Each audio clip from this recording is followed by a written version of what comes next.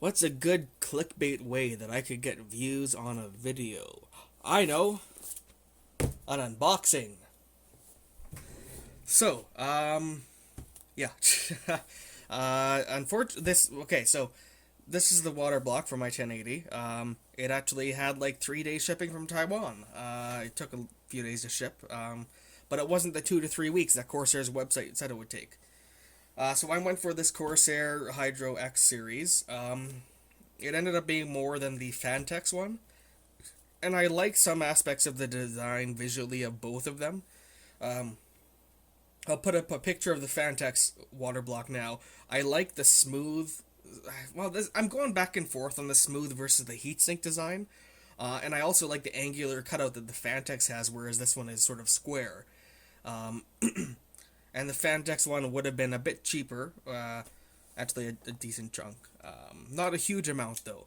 And basically, I went for this one because the RGB on the Fantex one looks kind of tacky. This one looks a lot more polished, a lot nicer, and this one also has much thinner channels, and so the actual heat exchanging element on this is one of those skived things where they actually like shave the copper with like a knife at an angle and fold it up, and so that would be a lot better at exchanging heat. The Fantex one looked pretty basic, so I wasn't sure how well that one would actually conduct heat.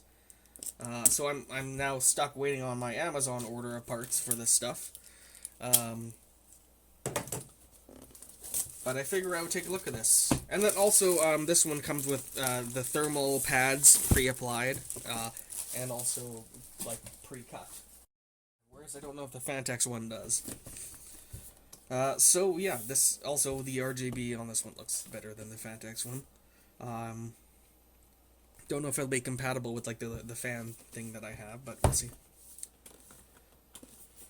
But yeah, so unfortunately there weren't any like super budget options for water cooling. A graphics card, it seems, unless you want to go like a hybrid thing where you mount an all-in-one unit to it. But with the vertical mount, that wouldn't really work for my use case. Comes in a pretty plain box.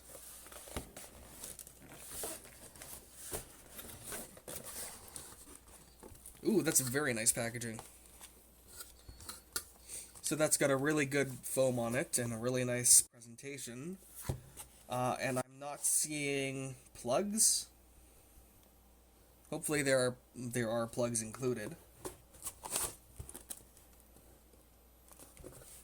So there is basically nickel-plated copper in there, and then this is acrylic or something.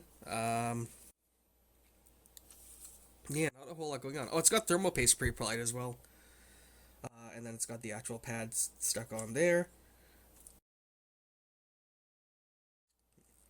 And then we have what looks like our RGB, which is addressable, which is why I'm hoping it'll work. Actually, that's probably the RGB, and then that looks like that's maybe a fan output. To be honest, I'm not actually too sure which one is which. But yeah, basically, not a huge amount in there, but it's very nice, very heavy.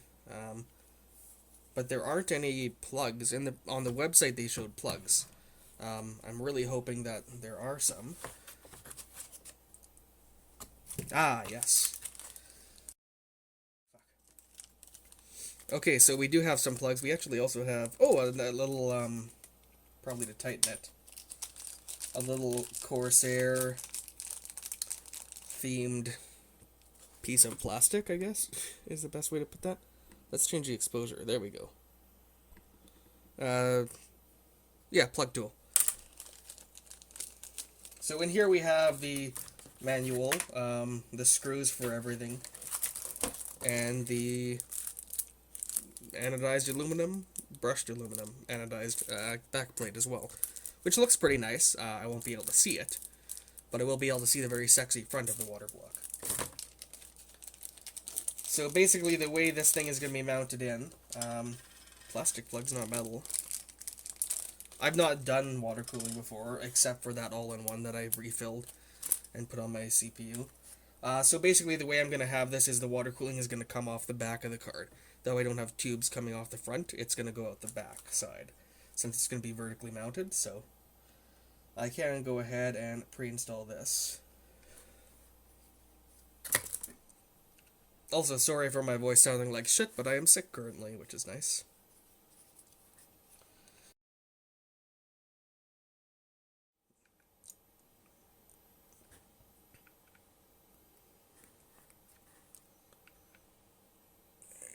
And that's nice and tight.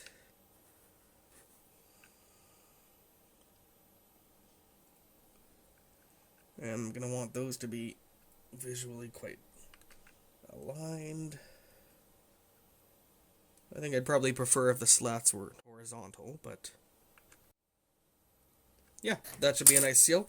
And so then basically the water block will look like this on the graphics card with the actual tubes coming out the back side. And then for the thermal paste here, we have like a protective plastic that you can pull out so that you're basically not ruining that in transit. But yeah, so that is basically it. Not a whole lot going on. Not too surprising though. And so this fits, I think, all of the reference 10 series. So if you have an RTX, or yeah, I guess if you have a Titan, it would possibly fit. But it does all the 10 series reference cards basically, I think. So it should be a good fit for my overclocked 1080. And then you put your backplate on a little something like that. So yeah, not a whole lot, but I was just eager to open this thing up. Definitely looks good, definitely nice and reflective. I'm also probably going to have to censor my face from looking at that, which I just realized, because it is very mirror-like. Also, it's got a flow indicator there, so... yeah, until I actually get my other parts in, this is unfortunately going to just have to sit in this box. But yeah, that is a real heavy and real nice piece of hardware. And yeah, good packaging. Not a crazy amount of accessories or anything, but you know, meh, I guess. So yeah, that was just the box and contents that the Hydro X water block comes in.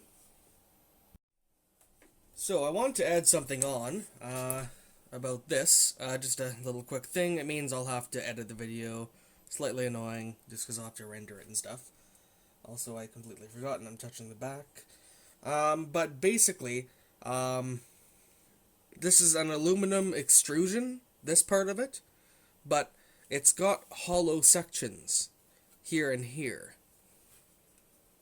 And then it's also, if I can get it lined up, yeah, you can see right through there and right through there. So these bits here, obviously, like, these angles would be machined off, and this could be machined out of the extrusion, but I'm not sure how they would get that with an extrusion. I didn't know that, I don't think, or maybe I just don't know of all the techniques of extrusion, which makes sense as I have a very basic understanding of it. But you're basically putting something through a die, and you're just pushing a block of aluminum through it until, you know, it basically cuts it for you. But I don't know how they're doing that hollow bit, unless those are separate sections that are stuck on afterwards, but it really doesn't seem like it. It seems like they're part of the extrusion process, so... yeah, I'm not sure how you would do that. That's really interesting, and I'd like to know how you can extrude with, like, a hole in a section, because obviously the form that you're extruding through can't just have a piece of the forming metal just floating, right? Maybe I'm overthinking it. Maybe there is just, like, some simple way to do it, but yeah, that's interesting. I'm not sure how they do that. But it's, and also the machining on this, I might not have mentioned it, but the machining on this thing is absolutely beautiful. And yeah, it's super high quality, super nice build quality. This end bit is plastic. That might look good if it was, you know, more metal like this, and maybe add like silver onto the back there. I don't know. But yeah, anyways, that is my unboxing and stuff of this, and then I'm pretty eager to get it installed.